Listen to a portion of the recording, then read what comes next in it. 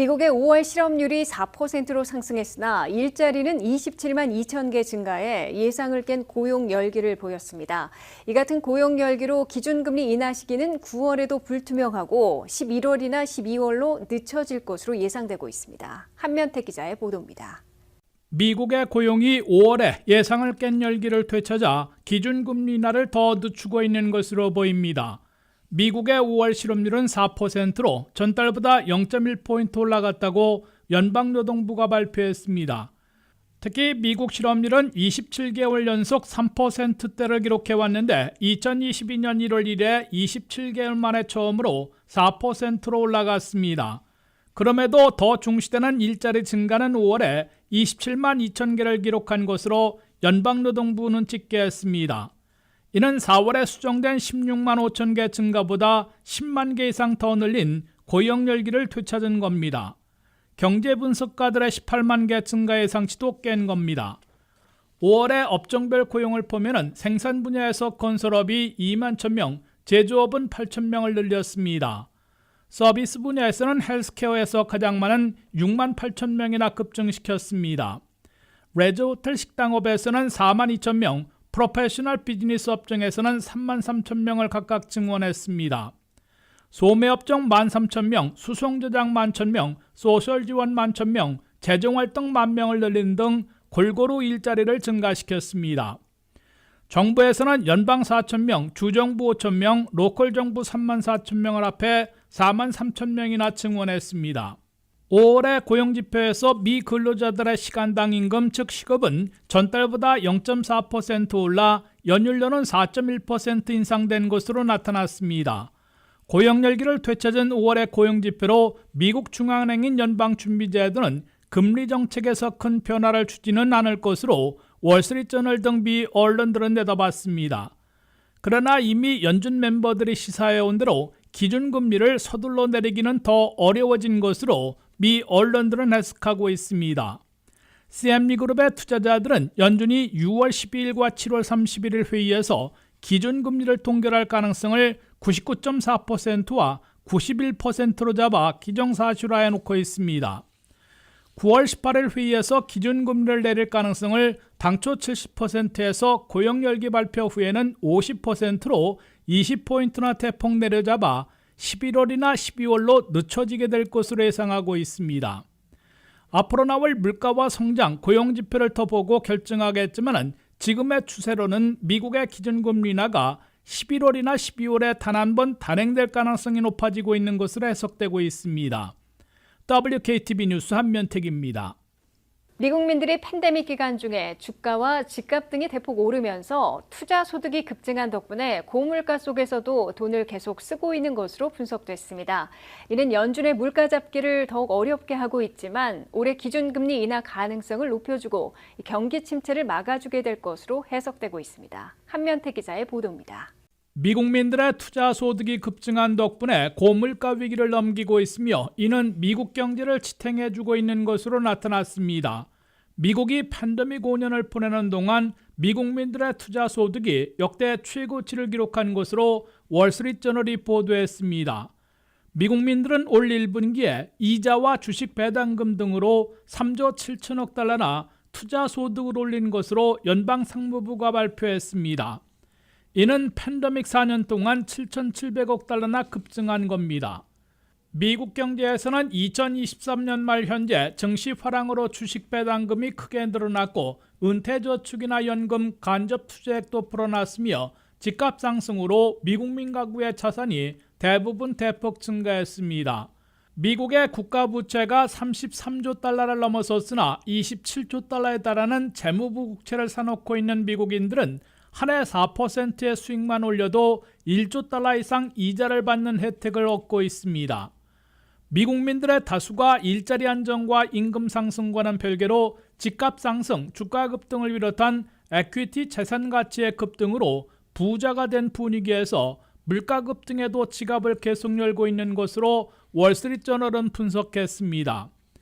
연방상무부가 최근 발표한 PCE 통계에 따르면 4월에도 미국인들의 개인 소득은 653억 달러, 전달보다 0.3% 늘어났고 개인 소비 지출도 391억 달러, 0.2% 증가했습니다. 미국민 소비 지출이 4월에 다소 주춤해졌으나 아직도 소득도 늘고 지출도 증가시키고 있는 상황입니다.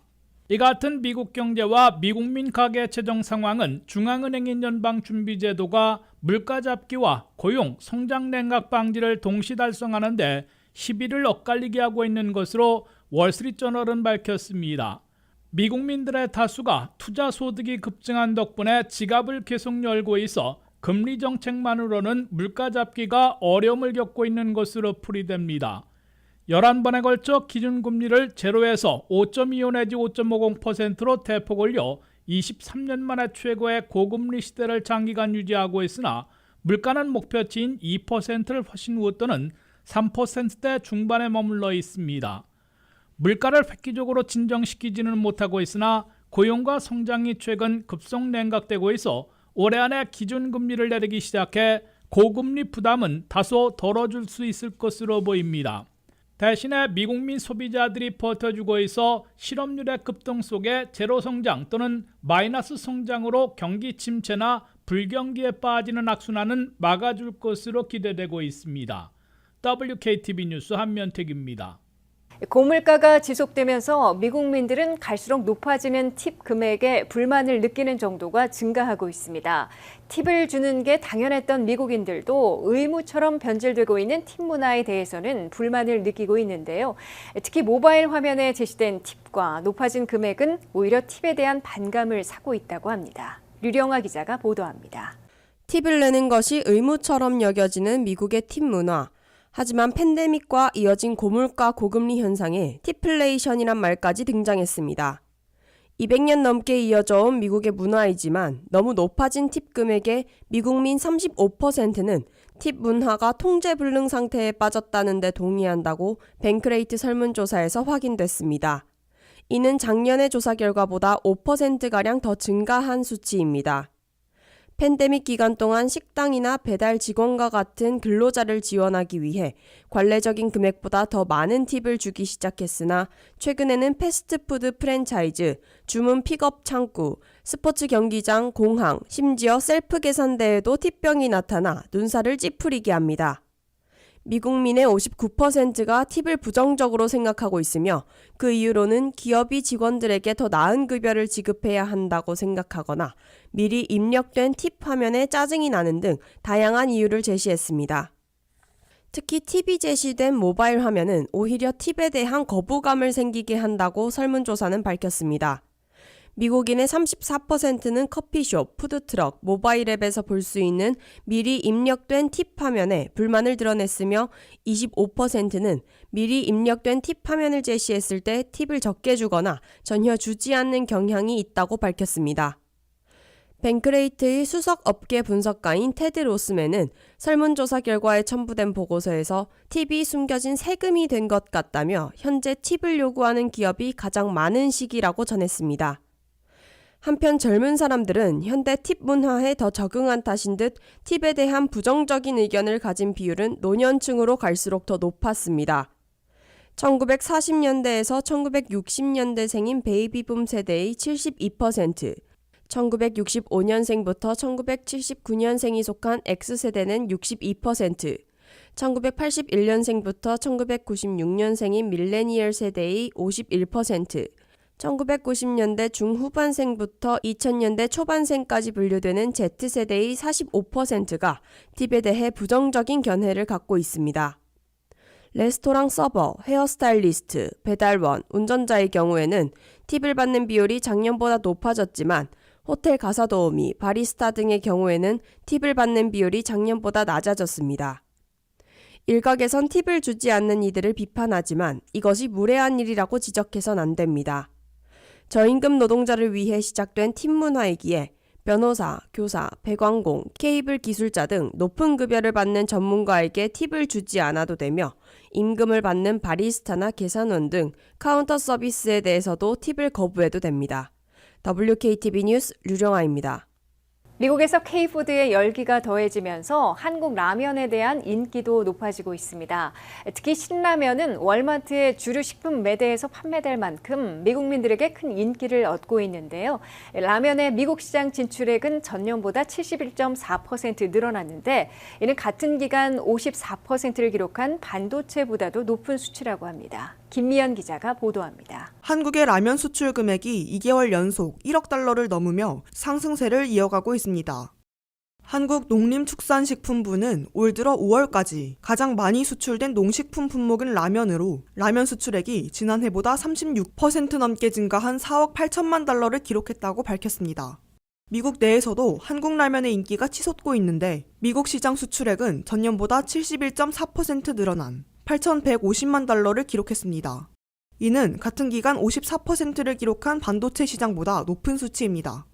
한국의 라면 식품 기업 농심이 생산하는 신라면이 미국에서 주류로 자리 잡았다고 파이낸셜 타임스가 보도했습니다.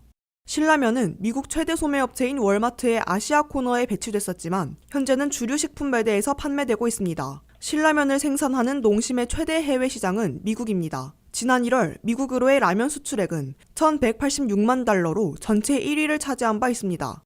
농심은 2030년까지 매출을 연 15억 달러로 키우겠다는 포부를 밝히기도 했습니다. 유로모니터 인터내셔널에 따르면 미국 라면 시장에서 농심의 시장 점유율은 25.4%를 기록했습니다. 이러한 인기를 반영하듯 농심은 LA 공장에 생산 라인을 추가하고 있으며 수출 전용 공장 추가 건설도 검토 중입니다.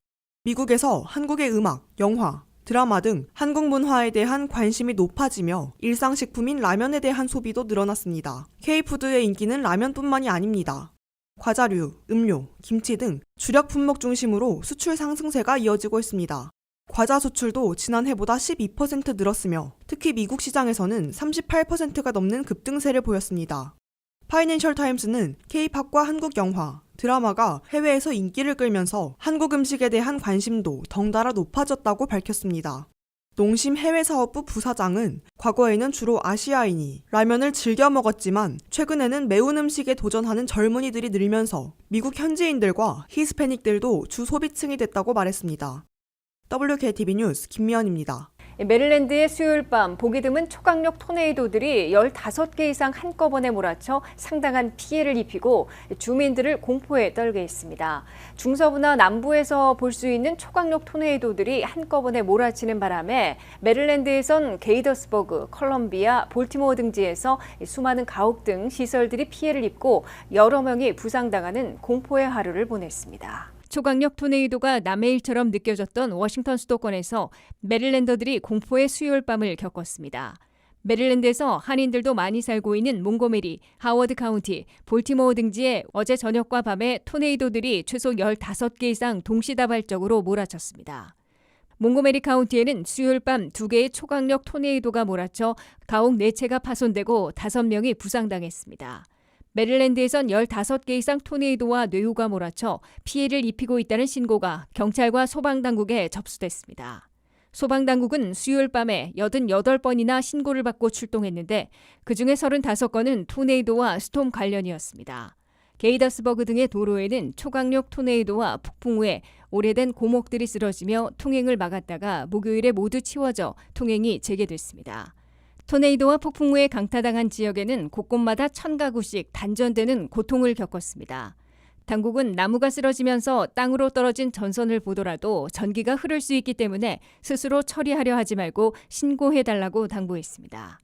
이번 메릴랜드에 몰아친 15개 이상의 토네이도와 폭풍우는 수요일 오전만 해도 한두 개 올 것으로 예보됐기 때문에 동시다발적으로 몰아쳐 모두를 놀라게 했으며 메릴랜드 주민들은 주로 영화나 뉴스를 통해 보아왔던 중서부 대평원과 남부 지역의 초강력 토네이도를 직접 체험해 공포를 느꼈다고 토로했습니다. 이번 메릴랜드 토네이도가 동시다발적으로 몰아치게 된 것은 인근의 버지니아 라우던 카운티에서 초대형 폭우가 쏟아지며 여러 개의 토네이도 강풍을 만들어내 메릴랜드로 보냈기 때문으로 기상당국은 해석하고 있습니다. 국립기상센터에 따르면 어젯밤에만 메릴랜드에는 몽고메리, 하워드 카운티, 볼티모어를 중심으로 16개의 토네이도가 몰아쳤던 것으로 집계했습니다. 버지니아 라우던 카운티에서 1개의 초강력 토네이도와 폭우가 퍼부은 것으로 기상센터는 밝혔습니다. 라우던 카운티와 접근한 웨스트 버지니아주 동부 지역에도 4개의 토네이도가 몰아쳤습니다. 미국에서는 4월과 5월, 6월이 가장 활발하게 토네이도들이 몰아치고 있으며 이 석 달 기간 중 평균 660개가 몰아치고 있습니다. 미국에선 1년 동안에는 1,150개 내지 1,200개의 토네이도들이 강타해 수많은 피해를 내고 있습니다. 올해 대서양 허리케인 시즌이 6월부터 시작됐는데요. 역대 최고 수준의 허리케인이 온다는 예측이 나오면서 곳곳에서 경고의 목소리가 나오고 있습니다. 김미영 기자의 보도입니다. 허리케인 시즌은 6월 1일에 시작해 11월 30일에 끝납니다. 버지니아주 비상관리부 관계자들은 버지니아주 어디에 있든 악천 후에 영향을 받을 수 있다고 주민들에게 경고했습니다. 미국 국립해양대기청 NOAA는 역대 최고 수준의 허리케인 시즌 예보를 내놓았습니다. 평균적인 대서양 허리케인 시즌에는 14개의 폭풍이 발생하며 그중 3개는 강한 허리케인이 됩니다. NOAA는 이번 허리케인 시즌이 평년보다 더욱 활동적일 확률이 85%라고 예측했습니다. 열대성 폭풍의 풍속이 74마일을 넘어가면 허리케인으로 분류되고 풍속 강도에 따라 카테고리 1에서 5까지 나뉩니다. 이 중 풍속 111마일 이상의 카테고리 3 이상은 엄청난 피해를 부를 수 있는 주요 허리케인으로 여겨집니다. NOAA는 총 17개에서 25개의 폭풍을 명명했으며 그중 주요 허리케인은 4개에서 7개, 허리케인은 8개에서 13개로 예상했습니다. 또한 콜로라도 주립대학은 23개의 폭풍을 예측했습니다. 그중 5개가 주요 허리케인이 될 것으로 예상했습니다. 대형 허리케인이 미국 해안선에 상륙할 확률을 62%로 잡기도 했습니다. 이는 라니냐 현상, 평균 이상의 해수면 온도 등이 영향을 끼쳤습니다. 따뜻한 물은 공기 중으로 상승하는 열과 습기의 유입을 돕고 라니냐도 열대성 폭풍을 강화하는 특징이 있기 때문입니다. 한 기상학자는 상황의 심각성을 전달하면서 허리케인 시즌의 초기 단계는 평온해 보일 수 있지만 기온이 상승하면 앞으로 몇 달 동안 엄청난 폭풍이 발생할 수 있다고 강조했습니다. 글렌 영킨 버지니아 주지사는 영연방 전역에 버지니아 주민들은 대피해야 한다. 대서양 하류나 걸프 지역에서 시작된 폭풍이 북쪽으로 올라와 버지니아에 심각한 피해를 입힐 수 있다. 버지니아 주민들은 계획을 세우고 대피 경로를 알아두어야 할 것이라며 버지니아 주민들에게 허리케인 시즌에 대비하라고 경고했습니다. 버지니아 주민들이 허리케인 위험을 대비하기 위해서는 국립기상청 웹사이트에서 허리케인의 경로를 확인하고 대피소를 확인해야 하며 비상대비 키트를 마련해 두어야 합니다. 연방재난관리청 앱을 다운로드하면 해당 지역의 대피구역을 알 수도 있습니다. 또한 주택, 자동차의 보험 정책을 확인해 두어야 합니다. 미국에서 팬데믹 4년 동안 닫혔던 자동차들의 파격 할인 시대가 다시 열리고 있습니다. 부품 공급난, 재고 부족 등이 해소됨에 따라 각 자동차 딜러들에서는 제조업체 권장 가격보다 수천 달러씩 파격 할인해주거나 각종 인센티브를 제공하며 고객 유치에 전력 투구하고 있습니다. 류령아 기자가 보도합니다. 자동차 왕국 미국의 자동차 시장에서 지각 변동이 벌어지고 있습니다. 팬데믹 4년 동안 닫혔거나 사라졌던 자동차 가격의 파격 할인이나 인센티브 제공이 되살아나고 있습니다. 팬데믹 기간 중 컴퓨터 칩을 비롯한 자동차 부품들의 공급난과 자동차 생산 감소에 따른 재고 부족 등으로 자동차 가격을 깎기는커녕 웃돈까지 내야 했던 시기에서 정반대로 반전돼 파격 할인과 상당한 인센티브를 받는 시대가 다시 열렸습니다. 포드와 스텔란티스, 현대와 기아, 폭스바겐, 닛산 등 주요 자동차 제조사들이 고객들을 잡으려고 수천 달러씩 파격 할인해주거나 캐시백, 제로이자율 등 상당한 인센티브를 제공하기 시작했습니다.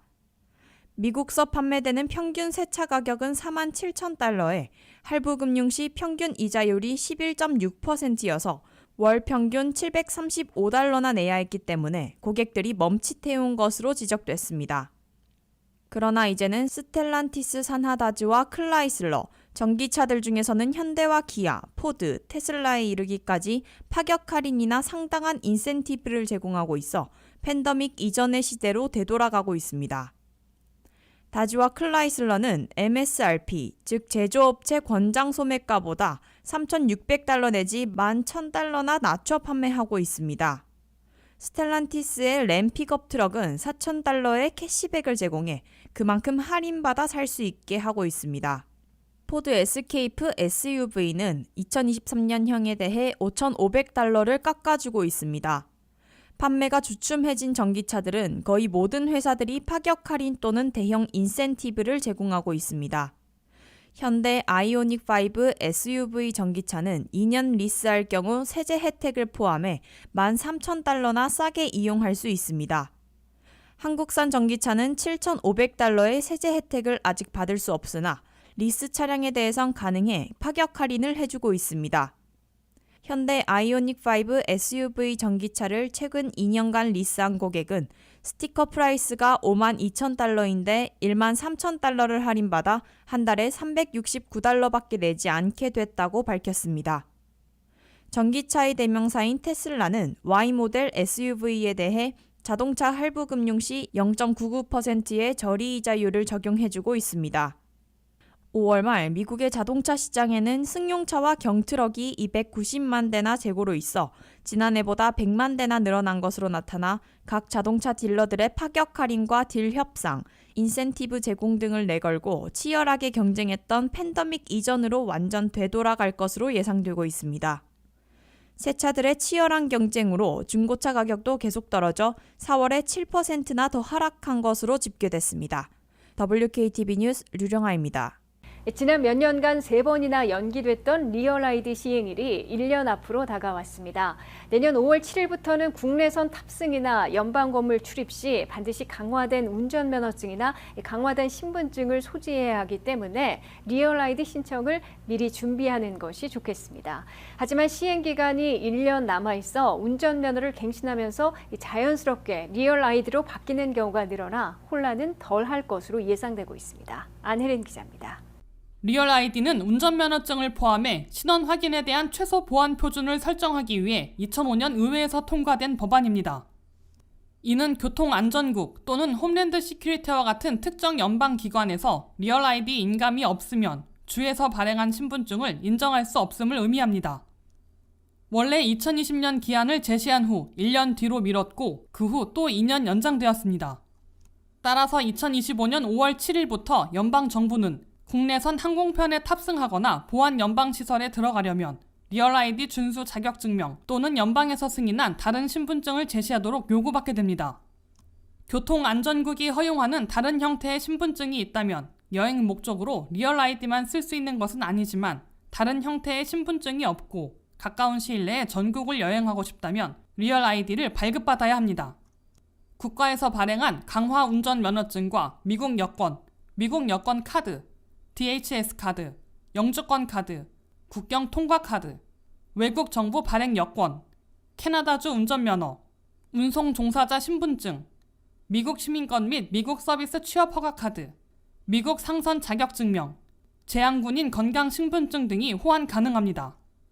워싱턴주와 미시간주, 미네소타주, 뉴욕주 버몬트주에서만 발급되는 강화 운전면허증은 강화 운전면허증도 리얼 아이디 호환이 가능합니다. 버지니아에서는 DMV를 직접 방문하여 신청해야 합니다.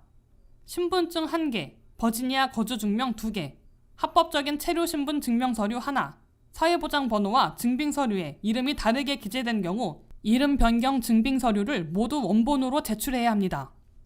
리얼 아이디 카드 유효 기간은 최대 8년 동안 유효하며 성인의 신분증은 발급된 연도가 끝나는 생일에 만료됩니다.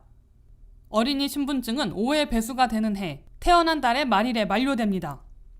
일시적으로 미국에 체류할 수 있는 허가를 받은 경우 신분증의 유효기간은 법적 체류를 증명하는 데 사용되는 서류에 표시된 유효기간과 동일하며 서류에 만료일이 표시되어 있지 않으면 1년의 유효기간이 주어집니다. 리얼 아이디 카드는 등록된 주소로 우편 발송되며 이사한 경우 새로운 주소로 전달되지 않으니 DMV에 즉시 알려야 합니다. 신분증을 갱신한 경우 새 신분증을 받을 때까지 기존 신분증과 영수증을 계속 소지해야 합니다. 캐나다, 멕시코 또는 기타 국제 목적지 등 국경을 넘어 여행하는 데는 리얼 아이디를 사용할 수 없습니다. WKTV 뉴스 안혜린입니다. 조 바이든 대통령은 남부 국경을 불법으로 넘으려는 난민 행렬들이 하루에 2,500명에 도달하면 국경을 일시 폐쇄하고 난민 보호를 중단하겠다고 발표했습니다. 바이든 행정부는 특히 지난 2일 난민들이 하루 3,500명이나 몰려들자 남부 국경을 즉각 폐쇄한다는 대통령 행정명령에 서명해 당일 국경 폐쇄 조치를 취했습니다. 한면태 기자의 보도입니다.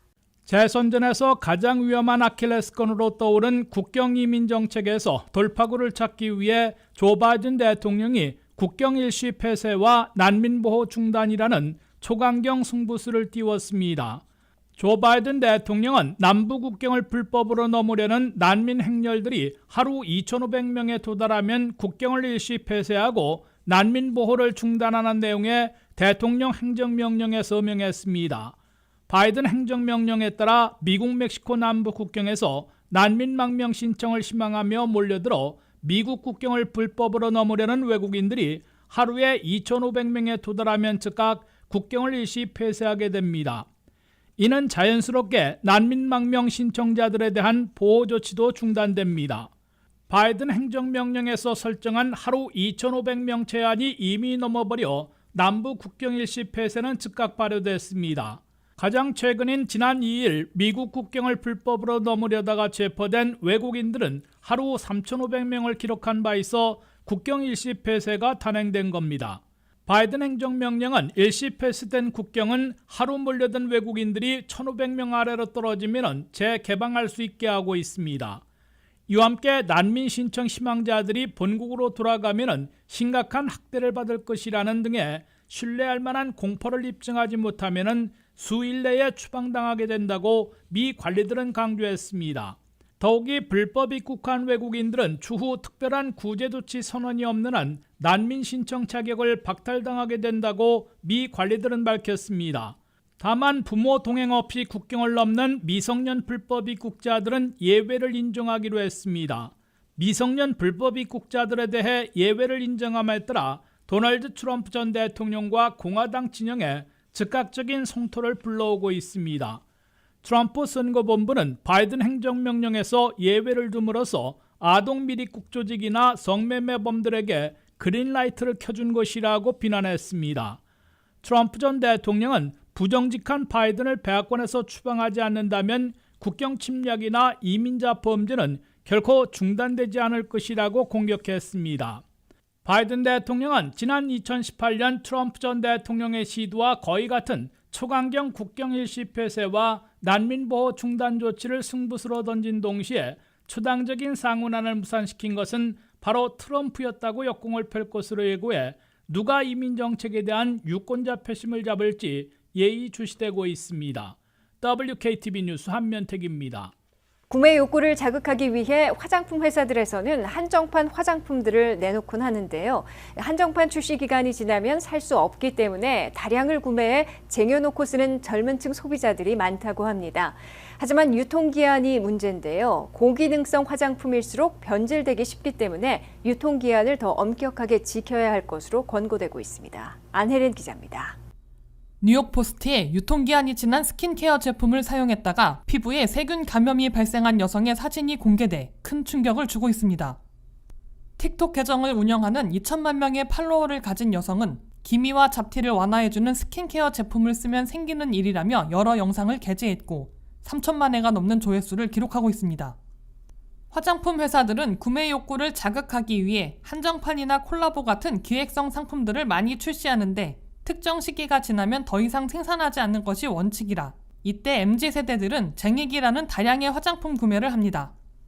이때 다량 구매한 화장품들을 조금씩 쓰며 빠른 시간 안에 다 쓰지 못해 유통기한을 넘기게 되는 겁니다. 그러나 고기능성 화장품일수록 변질되기 더 쉽다는 것이 전문가의 조언입니다. 화장품으로 인한 트러블은 크게 접촉성 피부염과 세균 감염 두 가지로 나눌 수 있습니다. 유통기한이나 개봉 후 사용시간이 지나 변질된 제품을 쓰면 피부 트러블이나 접촉성 피부염 등이 생기게 됩니다. 제품 성질 자체가 변질돼 피부에 자극을 주기 때문입니다. 서늘하지 않은 곳에 오래 보관한 제품은 세균 변식에 취약해 세균성 피부염증을 유발합니다. 특히 눈가나 입가에 바르는 제품의 경우 세균이 침투하기 더 쉬워집니다. 약간의 트러블이 일어나면 진정시키면 되지만 이번에 공개된 여성의 경우 피부가 광범위하게 세균 감염에 노출돼 경각심을 불러일으키고 있습니다. 스킨케어 제품들은 대부분 개봉 후 1년 이내, 에센스는 6개월 안에 사용해야 합니다. 크림 제품은 평균 2년이라 비교적 여유롭지만 유분 함량이 많아 세균 변식이 쉬워 손이 아닌 스패츌라로 떠서 사용하는 것을 권장합니다. 스킨케어 외의 메이크업 제품도 개봉 후 1년 6개월 안에 사용하는 것이 좋고 직접적으로 점막에 사용하는 립스틱, 마스카라, 아이라이너 등은 6개월 넘게 사용하지 않는 것을 권장하고 있습니다. 특히 유통기한이 남아있어도 제품에서 수분과 유분이 분리되어 액체가 먼저 나오면 반드시 버려야 합니다. 전문가들은 오래된 화장품을 바르다가 계절을 넘겨 더운 여름이 되면서 햇볕을 쬐며 땀을 흘려 피부에 자극이 가해졌을 때는 접촉성 피부염이 발생할 수 있다며 화장품 냉장고 사용이 마케팅 회사의 전략만은 아니라고 조언했습니다. WKTV 뉴스 안혜린입니다.